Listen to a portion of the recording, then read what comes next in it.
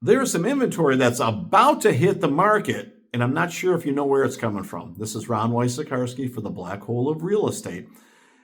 And right now, there are a lot of sellers that were on the market up through December 31st, and their listings expired.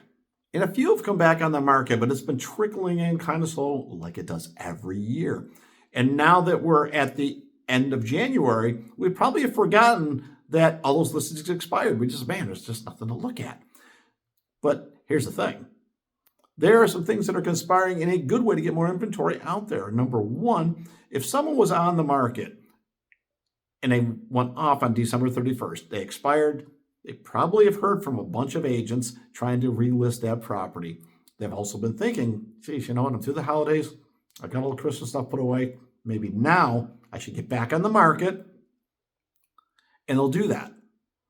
They might have just needed a break from being on the market in the holidays. And they're like, okay, you know what? Maybe my football team lost. I'm ready to go on the market. There's legitimately some people out there that did not want to sell their home during the football playoffs because they don't want to be bothered over the weekend when they're trying to watch the game. I'm not making this up. That's a real thing. I would also tell you there's some people out there that believe in a strategy of taking it off for 30 days to reset some date counters. And in the MLS, you might get the cumulative days on market to reset to zero. But the minute you go online to any of the portals out there, you're going to see the property is on the market, off the market. There's no way to hide it. 10 years ago, sure, that strategy would have worked. Like a lot of things might have worked 10 years ago that don't work today. However, if you're on the market, needed a break, they're coming back on. If they had to watch football, they're coming back on. If they think they're resetting date counters, they're coming back on too. And by the way, January 31st, it's a fraction of the number of properties expiring than it would be on December 31st. So what you're going to see over the next week or two is a number of properties hitting the market.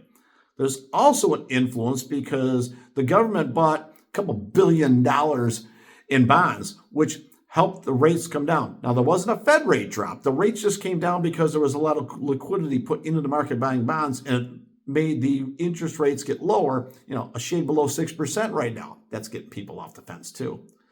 You may not know this stat, but I'll tell it to you. Right now, there are more mortgages nationwide above 6% interest rate than there are below. So this feeling that everybody's waiting because they got 2 and 3% mortgages and not going to sell, that's less than half of the homeowners out there right now. That number's going to go down every month.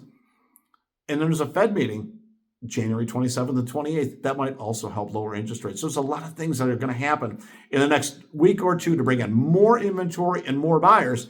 So the market's about to take a moment to maybe get ready for a move. And within that move, there's going to be opportunity. So I would be watching this if I was either buying or selling or even thinking about it because there's a move about to happen. And now you know. This is your host, Ron Wysokarski for the Black Hole of Real Estate.